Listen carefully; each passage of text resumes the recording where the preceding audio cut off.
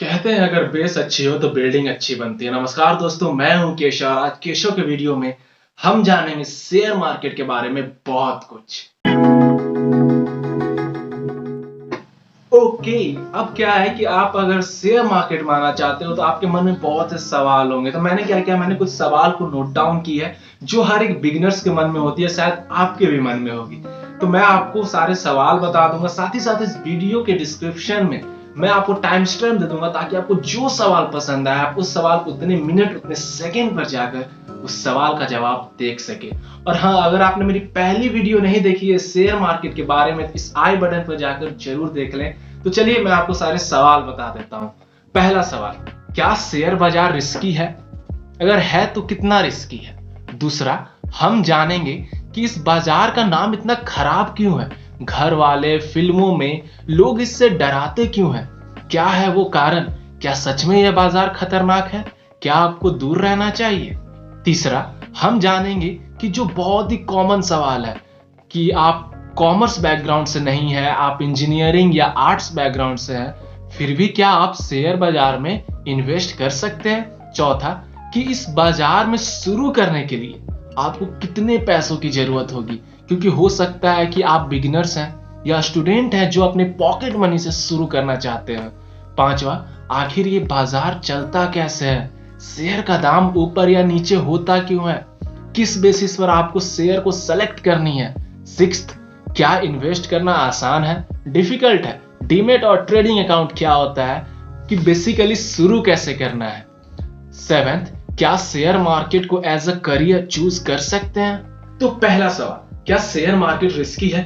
अब ये मैं आपसे पूछता हूं एक बेसिक एग्जांपल के जरिए। बेसिकली जब आप कोई कंपनी में शेयर खरीद रहे हो तो आप उस कंपनी के एक छोटी सी हिस्सेदारी खरीद रहे हो, इसलिए तो इसका नाम शेयर है।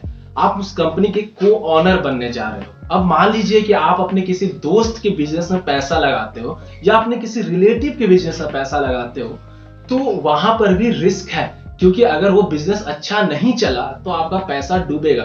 तो रिस्की तो है। तो इसी तरह से आप कुछ कंपनियों में, बड़ी बड़ी कंपनियों में इन्वेस्ट करते हो, जैसे रिलायंस की कंपनी हो गई, टाटा की कंपनी हो गई, टीसीएस की कंपनी हो गई। आप इन कंपनियों में निवेश करते हो। अब अगर मान लीजिए ये कंपनी अच्छी नहीं चली, अगर ये कंपनी यहाँ डूब जाती है तो आपका पैसा डूबेगा। और अगर इस कंपनी ने पिछले 5-10 सालों में अगर अच्छी ग्रोथ दिखाई तो आपका पैसा भी अच्छी तरह से ग्रो करेगा। तो ये बेसिकली उसी तरह है जैसे आप अपने किसी फ्रेंड या रिलेटिव के बिजनेस में पैसा लगाते हो इस भरोसे पे कि अगर बिजनेस अच्छा चला और अगर प्रॉफिट हुई तो उस प्रॉफिट का छोटा सा हिस्सा मुझे भी मिलेगा, और अगर ये बिजनेस डूब जाता है तो मैं लॉस सह लूंगा। तो ऐसा है कि बहुत सी कंपनियां डूबती रहती है, लेकिन आप एशियन मोटर्स को ले लो, टीवीएस एक ऐसा एग्जांपल है जिसने पिछले 5 सालों में 10 गुना तक रिटर्न्स दिए हैं। तो डेफिनेटली रिस्की है, इससे तो रिटर्न्स भी ज्यादा है। और इस रिस्क को कैसे कम करना है हम इस वीडियो में आगे जानेंगे। तो दूसरा सवाल, कि अगर हम इस शेयर बाजार से, शेयर मार्केट से पैसा कमा सकते हैं तो इसका नाम इतना खराब क्यों है? लोग इससे डराते क्यों हैं? एक सिंपल रीजन बताऊं, ये ना माइंडसेट का प्रॉब्लम है। जब हम कोई प्रॉपर्टी लेते हैं तो ये कोई देखता नहीं कि अगर मैं आज प्रॉपर्टी ले लेता हूं और अगर 2-3 महीने बाद इस प्रॉपर्टी का दाम बढ़ता है या फिर डबल होता है तो मैं इसे बेचकर निकल जाऊंगा। अगर हम कोई सोना लेते हैं तो हम उसे पुश्तों को पास ऑन करते हैं, लेकिन कोई ये नहीं देखता कि आज सोना ले लेता हूं और अगर 2-3 महीने बाद इस सोना का दाम बढ़ता है तो मैं इसे बेच दूंगा। तो हम प्रॉपर्टी को, गोल्ड को बढ़ने का टाइम देते हैं, लेकिन जब कोई नया आता है शेयर बाजार में, अगर आपको कोई कहता है कि भाई शेयर मार्केट में आ जा, मैंने पिछले 1 महीने में 40,000 कमाए, मेरे 2 महीने में पैसे डबल हो गए, तो यहाँ पर ना जो नए लोग आते हैं ना, उनकी उम्मीदें ही गलत होती है शेयर बाजार से। वो ये सोचकर आते हैं कि मुझे रातों रात अमीर बनना है। अब रातों रात अमीर बनने के लिए आपको या तो लॉटरी खेलनी पड़ेगी या आपको जुआ खेलना पड़ेगा। अगर आपकी किस्मत अच्छी हुई तो अमीर वहां से आप बन सकते हो। अब अगर आप शेयर बाजार को जुआ के जैसे खेलेंगे तो लॉस तो होगा ही, आप किसी कंपनी की शेयर खरीद रहे हो, आप उस कंपनी के को ऑनर बनने जा रहे हो, आप उस कंपनी के बारे में आपने कुछ देखा नहीं, उसका मैनेजर कौन है, सीईओ कौन है, उस कंपनी का बिजनेस मॉडल क्या है, वो कंपनी आगे 5 साल 10 साल में कैसे रिस्पॉन्स करेगी, उसका पिछला ट्रैक रिकॉर्ड क्या है, आपने ये सब कुछ देखा नहीं, बस कहीं किसी से सुन लिया और कहीं पर चार्ट देख लिया और शेयर खरीद लिया, ये सोचकर कि अगर मेरा 1 रुपए का 2 रुपए भी हो जाता है तो मेरा पैसा डबल, तो वो कंपनी के जो शेयर है वो 1 का 2 होता ही नहीं, क्योंकि वो कंपनी उस लायक है ही नहीं, तो ऑब्वियस है आपका पैसा वहां डूबेगा। तो इसलिए लोग इससे डराते हैं। तो मैं ये आपसे भी कहूंगा कि अगर आप इस बाजार में आ रहे हो तो ये उम्मीद से मत आना कि आपको ये बाजार रातों रात अमीर बना देगी। अब आपने पढ़ लिया इंजीनियरिंग या आपने पढ़ लिया आर्ट्स, कॉमर्स तो आपने पढ़ा ही नहीं, तो भी क्या आप शेयर बाजार में आ सकते हो, इन्वेस्ट कर सकते हैं? एक गुड न्यूज दूं, कर सकते हो। आपका स्ट्रीम क्या है, आपका एजुकेशनल बैकग्राउंड क्या है, वो ज्यादा मैटर नहीं करता। आप उन कंपनियों के स्टॉक्स को पिक करो जिनके प्रोडक्ट्स को आप यूज करते हो, जैसे ब्रिटानिया के केक्स और बिस्किट्स आप यूज करते हो, उस बेसिस पे आप ब्रिटानिया को जज कर सकते हो। तो आप उन्हीं कंपनियों को पिक करो जिनको आप जज कर पाओ। तो आप में बस थोड़ा सा पेशेंस रखना है और ज्यादा लालच नहीं दिखाना। इस शेयर मार्केट को जुआ की तरह अगर आप नहीं लेते हो तो आप चाहे इंजीनियरिंग बैकग्राउंड से हो या आर्ट्स, आपका स्वागत है शेयर मार्केट में। अब बहुत ही इंटरेस्टिंग सवाल कि कितने रुपए से शुरू करना काफी है, ये जानने से पहले ये सबसे ज्यादा इंपॉर्टेंट है कि आप किस कंपनी के शेयर्स को पिक कर रहे हो और वो कंपनी आपको कितना रिटर्न देती है। जैसा कि मैंने अपनी पहली वीडियो में कहा था कि आप उन्हीं कंपनियों के शेयर्स को पिक करो जिन पर आपको ट्रस्ट हो, जिनका मार्केट स्ट्रेंथ अच्छा हो। अब बात करते हैं कि आप कितने पैसों से शुरुआत कर सकते हो, क्योंकि हो सकता है कि आप में से काफी सारे लोग स्टूडेंट हो जो अपनी पॉकेट मनी से शुरुआत करना चाहते हो। तो अगर आप हर महीने 1000 रुपए इन्वेस्ट कर सकते हो, जो कि मुझे लगता है कि हम में से काफी सारे लोग शुरुआत के समय अफोर्ड कर सकते हैं, तो आपको करना क्या है, आपको हर महीने 1000 रुपए इन्वेस्ट करने हैं और हर साल 10% का इंक्रीमेंट करना। मतलब आपने 1000 रुपए से शुरू की तो आपने महीने में दिए 1000, तो साल का हो गया 12000 और फिर अगले साल आपको 10% का इंक्रीमेंट करना है, यानी कि 1100 रुपए हर महीने।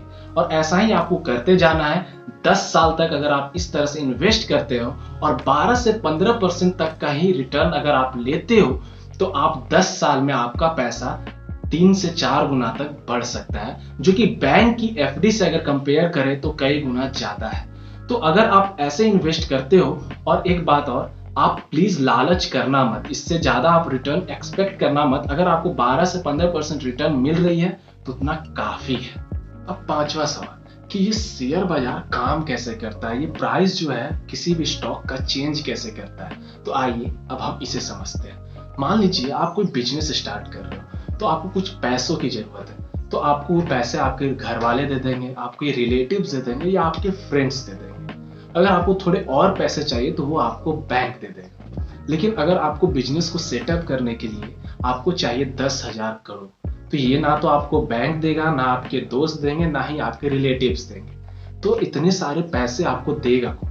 तो ये जो पैसे है आपको पब्लिक देगी, जनता देगी। आपको करना क्या है, आपको उनको अपने बिजनेस प्लान को समझाना, अपने बिजनेस मॉडल को समझाना है, हाँ, और उनको अपने बिजनेस में इंटरेस्ट जगाना है ताकि वो लोग पैसे इन्वेस्ट कर सके। और अगर जिनको आपकी बिजनेस प्लान अच्छी लगी वो आपको पैसे देंगे, बदले में आपको उनको हिस्सेदारी देनी होगी, जिसे हम कहते हैं शेयर्स। अब मान लीजिए जिन्होंने आपसे शेयर्स खरीदे, हिस्सेदारी ली, अब उन्होंने आज आपसे शेयर लिया और उन्हें 2 दिन बाद पैसों की जरूरत पड़ गई, तो ना तो अब आपके पास पैसे हैं, क्योंकि आपने जो उनसे पैसे लिए थे आपने अपनी कंपनी की मैन्युफैक्चरिंग में या सेटअप में लगा दिए, तो अब आप उनको पैसे कहाँ से दोगे।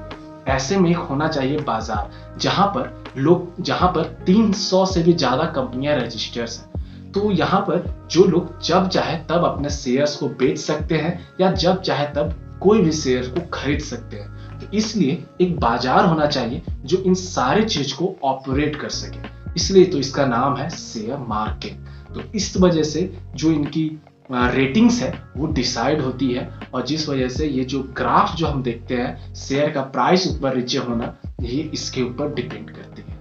अब ये सब तो ठीक है, लेकिन हमें अकाउंट कहाँ ओपन करना, इन्वेस्टिंग कैसे स्टार्ट कर सकते हैं, कहाँ पर मुझे अकाउंट खोलना सही है। तो प्रोसेस बहुत सिंपल है। आपको बस 3 डॉक्यूमेंट्स चाहिए, पैन कार्ड होना चाहिए, आधार कार्ड होना चाहिए और एक बैंक अकाउंट होना चाहिए। अगर नहीं है तो खुलवा लीजिए। आजकल तो सारा प्रोसेस ऑनलाइन है और आपको डिस्काउंट ब्रोकर्स भी मिल जाएंगे। डिस्काउंट मतलब जिनका ब्रोकरेज चार्ज 0 के बराबर होता है। तो इंडिया में करीब 300 से भी ज्यादा ऑनलाइन ब्रोकर्स है, जो कि आप जैसे जीरोधा हो गया, एंजल ब्रोकिंग हो गया, 5 पैसा हो गया। जीरोधा से आप अकाउंट खुलवा सकते हैं, जिसका लिंक मैंने डिस्क्रिप्शन में दे दी है, और आप वहां पर 3 से 4 दिन में आपका अकाउंट ओपन हो जाएगा। और कुछ 300 रुपए लगते हैं चार्ज अकाउंट ओपन होने में, और ब्रोकरेज चार्ज बिल्कुल फ्री है। अगर आप 2 से 3 दिन तक अगर आप स्टॉक को होल्ड करके रखते हैं, और कुछ गवर्नमेंट टैक्सेस लगती है, तो मैं रिकमेंड करूंगा जीरोधा, जो कि बहुत ही सिंपल टू यूज है और बिगिनर फ्रेंडली है। तो आप जीरोधा में अकाउंट खुलवा सकते हैं, लिंक डिस्क्रिप्शन में है, और 4 दिन बाद आप ट्रेडिंग शुरू कर सकते हैं। अब अगर आपको शेयर मार्केट को एज अ करियर चूज करना है तो उसके बारे में हम डिस्कस करेंगे, लेकिन उससे पहले एक लाइक बनती है इस वीडियो पर। और अगर अभी तक आपने मेरे चैनल को सब्सक्राइब नहीं किया है तो दबा दीजिए सब्सक्राइब का बटन और इस बेल आइकन को, ताकि आपके नॉलेज यहीं पर खत्म ना हो और आप तक मेरे वीडियोस मिलते रहें। ओके, अब हम डिस्कस करते हैं लास्ट पार्ट कि क्या आप शेयर मार्केट को एज अ करियर चूज कर सकते हैं। तो जवाब है बिल्कुल हाँ, आप शेयर मार्केट को एज अ करियर ले सकते हैं। लेकिन उससे पहले आपको कोई भी शेयर्स को पिक करने से पहले उनके प्राइस को एनालाइज करना सीखना होगा। कौन सी स्टॉक्स को पिक करना है, उनके चार्ट्स को आपको एनालाइज करनी पड़ेगी। तो आपको ज्यादा से ज्यादा सीखना पड़ेगा, और आपने जितना टाइम सीखने में दिया, इस मार्केट को एनालाइज करने में दिया, उससे उतना ही ज्यादा आपको रिटर्न मिलेगा। तो मैं आपसे कहूंगा कि आप एक कमिटमेंट करो खुद से कि हाँ, मुझे पेशेंस रखनी है और एक तगड़ी नॉलेज बिल्ड करनी है, और उसी के साथ मुझे टाइम देते हुए इन्वेस्ट करनी है। अगर आपने ऐसा किया तो आपको ये शेयर मार्केट सही में अमीर बना सकता है।